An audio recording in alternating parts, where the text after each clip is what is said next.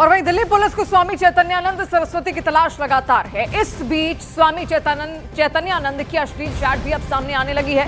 स्वामी चैतन्यानंद की चैट से कई खुलासे भी हुए हैं। बाबा छात्राओं से अश्लील चैट करता था कि मेरे कमरे में आ जाओ, मैं तुम्हें विदेश ले चलूंगा ट्रिप पर, तुम्हें कोई खर्चा नहीं करना होगा। इसके साथ ही वो धमकी भी देता था कि अगर मेरी बात नहीं मानी तो मैं तुम्हें फेल कर दूंगा। इस बीच 50 से ज्यादा छात्राओं के फोन चेक किए गए और सभी फोन से चैतन्यानंद की चैट्स डिलीट मिली है।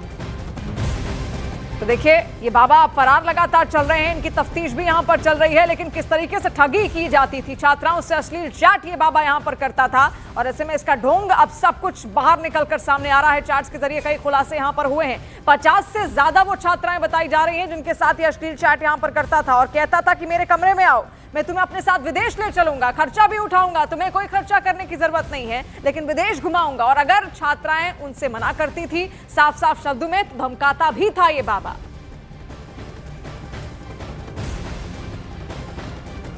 और देखिए, दिल्ली पुलिस ने आरोपी स्वामी चैतन्यानंद के खिलाफ लुकआउट सर्कुलर भी जारी कर दिया है ताकि वो किसी भी कीमत पर देश छोड़कर ना भाग सके।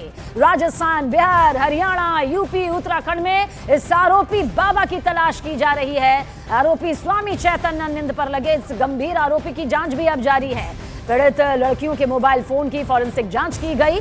खबर है कि आरोपी बाबा ने लड़कियों के फोन से चैट से खुद डिलीट भी करवाए ताकि सबूत वो मिटवा सके।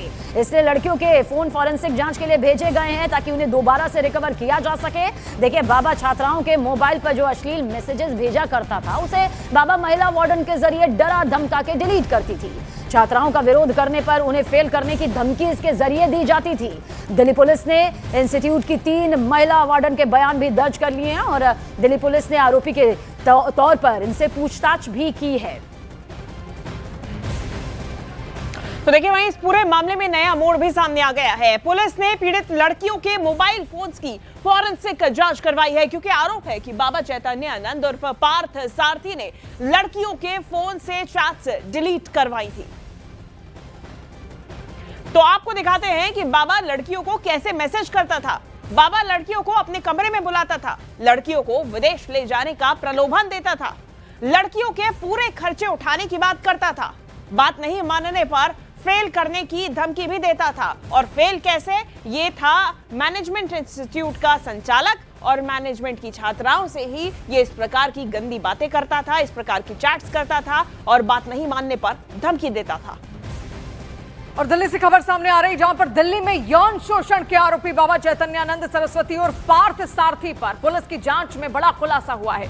एफआईआर दर्ज होने के बाद जब्त की गई उसकी लग्जरी वोल्वो कार से 9 फर्जी डिप्लोमेटिक नंबर प्लेट बरामद हुई हैं। और यही नहीं, कार पर लगी हुई यूएन की नंबर प्लेट भी पूरी तरह से फर्जी पाई गई है।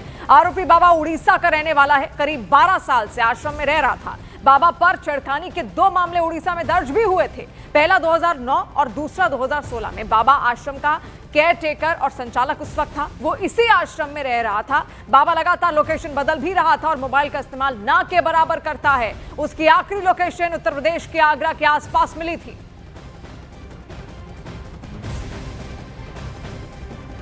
और आइए अब आपको बताते हैं कि आखिर कौन है चैतन्यानंद उर्फ पार्थ सारथी, जिसे लेकर अब इतने गंभीर संगीन आरोप सबूतों के साथ सामने आ रहे हैं। दरअसल ये ओडिशा का रहने वाला है आरोपी चैतन्यानंद और करीब 12 साल से ये इसी आश्रम में रह रहा था।